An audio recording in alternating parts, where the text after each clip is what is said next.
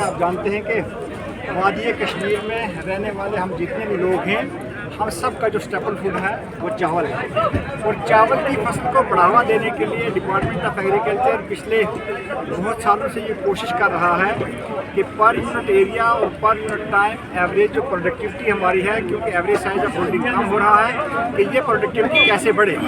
اس productivity کے لیے کچھ بیسک پیرامیٹرز ہیں کہ سب سے پہلے اس کی لینڈ پریپریشن، اریگیشن فیسلٹی، اور پھر اس کے بعد جو سب سے ضروری بات ہے کہ اس کا ٹائملی پلانٹیشن کمپلیٹ ہونا۔ اگر ہم پیڈی کی ٹرانسپلانٹیشن 21 جون سے پہلے کمپلیٹ کر لیں تو جو ہمارے الٹیمیٹ پوٹینشیل پیڈی کے ہیں، جس کا R&D ہماری یونیورسٹیز نے کیا ہے، وہ الٹیمیٹ پوٹینشیل ہارویسٹ کرنے میں ہم کامیاب ہوتے ہیں، بلکہ جو R&D انہوں نے دیا ہے اس سے زیادہ بھی ہم وہ پروڈکٹیوٹی جو ہے وہ کسان کے کھیت سے لیتے ہیں۔ جو ہم 21 جون کے بعد اس ٹرانسپلانٹیشن کو ڈیلے کریں گے تو جو گروتھ اور ڈیولپمنٹ کے اسٹیج ہوتے ہیں وہ اچھے طریقے سے پایا تکمیل تک نہیں پہنچ سکتے، اور کراپ کی میچورٹی کے وقت اتنا ٹمپریچر ڈاؤن ہو جاتا ہے کہ وہ پروڈکٹیوٹی ہم حاصل نہیں کر پاتے، اور اس کا جو ڈائریکٹلی امپیکٹ پڑتا ہے کہ اس کے بعد آنے والی جو ربی کراپس ہیں ان کی سوئنگ کا ٹائم نہیں ملتا ہے۔ جب ہم سپٹمبر اور اکتوبر کے بیچ میں ربی کراپس کی سوئنگ کر دیں تو ہمارے پاس اس کراپ کو جو گروتھ ملتا ہے، جس کی سکسیس اسٹوری کہ جب ہم نے 2021 میں یہ پروگرام اسٹارٹ کیا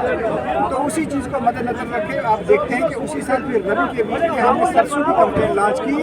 اس کو جو کنورجنس ہم نے ایک دوسرے کے ساتھ کیا کہ کراپنگ ٹائم ایڈجسٹ کیسے ہوگا، انٹر کراپنگ کیسے ہوگی، ملٹی کراپ کیسے لے جائیں گے، ایریا خالی نہ رہے۔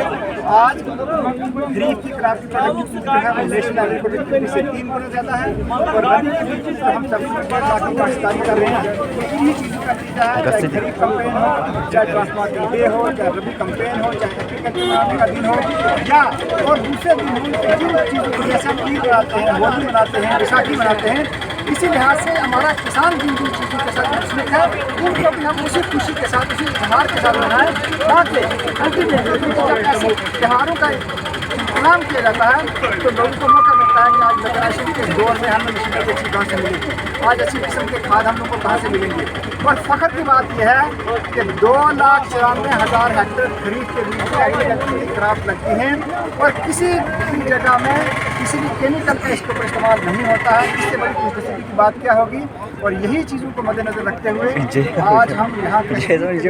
خاص کر ہالسٹک ایگریکلچر ڈیولپمنٹ کے بیچ میں جو مشت پونجی کو ریوائیو کرنے کی کوشش کی گئی، ریڈ رائس کو ریوائیو کرنے کی کوشش کی گئی، دوسری کراپس کو نیچ کراپس کو ریوائیو کرنے کی کوشش کی کہ ہم الٹیمیٹلی وہ بینچ مارک سارے طے کر لیں کہ جہاں سے ہمارے کسان کی پیداوار بھی بڑھے اور اس کو اس کا اچھا معاملت بھی ملے۔ یہی ڈپارٹمنٹ آف ایگریکلچر کا مدعا ہے، اور اسی لحاظ سے آج کا یہ جو پروگرام ہے یہ منایا گیا۔ تو جس طرح سے سرسوں ریولوشن کے بعد اب یہ لگ رہا ہے کہ اب گارلک کا ریولوشن آپ کی سرپرستی میں، اب گارلک کی جو پروڈکشن ہے وہ کافی زیادہ بڑھ رہی ہے، تو اس کے بارے میں مجھے یہ بات آپ سے شیئر کرنے میں بہت ہی مسرت محسوس ہے۔ کشمیر کی کلائمیٹک کنڈیشنز جیسے میں نے خریف سوئنگ اور ربی سوئنگ کے ٹائم کے لحاظ سے آپ سے ڈسکس کیا کہ اگر ہماری خریف کراپ کی ہارویسٹنگ کے بعد ٹائملی ہمارا گارلک لگ جاتا ہے، خاص کر جہاں ڈسٹرکٹ کلگام کی اگر بات کریں تو صرف کلگام کے بیچ میں 1800 ہیکٹر سے زیادہ ایریا ہے، اننت ناگ کی بات کریں تو ایریا دگنا ہو گیا، شوپیاں کی بات کریں تو ایریا دگنا ہو گیا، پلوامہ کی بات کریں تو ایریا دگنا ہو گیا۔ پچھلے سال ہم نے ان لوگوں کی ڈیمانڈ کو دیکھتے ہوئے جبلی پورہ کی اس منڈی کو فارمر کے لیے ایک فیسیلیٹیشن سینٹر بنایا، کیونکہ اوریجنلی یہ منڈی جو تھی یہ فروٹ منڈی تھی، لیکن ہمارا جو فروٹ جولائی کے بعد آنا یہاں سٹارٹ ہوتا ہے، ہم نے پلاننگ مارکیٹنگ ڈپارٹمنٹ سے مل کے اس پلیٹ فارم کو استعمال کیا، اور پچھلے سال 32,000 میٹرک ٹن جو یہاں گارلک تھا وہ بیرونی ریاستوں میں یہاں سے چلا گیا۔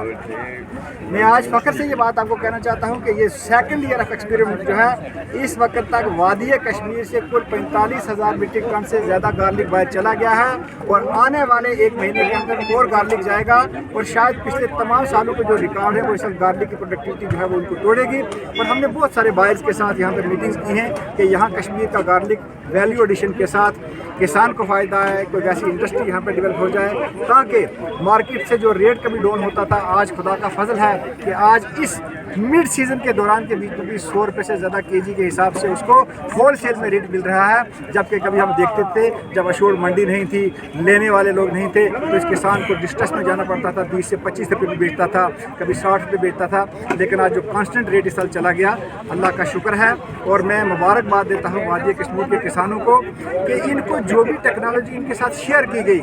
ये अच्छे स्टूडेंट नहीं बल्कि ये अच्छे उस्ताद साबित हुए और इन लोगों ने इस चीज़ को इम्प्लीमेंट किया, और जिसकी वजह से हमारा कश्मीर का किसान जो है वो एंटरप्रेन्योर भी है, वो एम्प्लॉयमेंट जनरेट करता है, वो लोगों को रोज़गार देता है, बल्कि वो रोज़गार मांगता नहीं है। यही फ़ायदा है कि जिस वक्त हम एक इंटीग्रेटेड अप्रोच लेके किसान के पास जाते हैं और किसान के पास खेत के ऊपर कि जब चीज़ें लगती हैं तो देखने के लिए प्रूफ ऑफ कंसेप्ट जो मिलता है, यही हम लोगों की खुशनसीबी है। जानकारी के लिए बताइए टोटल कितनी प्रोडक्शन होती है यहाँ पे और कितनी हेक्टेयर्स पे? किस चीज़ की? गार्लिक की जो हमारी इस साल की एस्टिमेटेड प्रोडक्शन है वो मुझे अंदाज़ा लगता है कि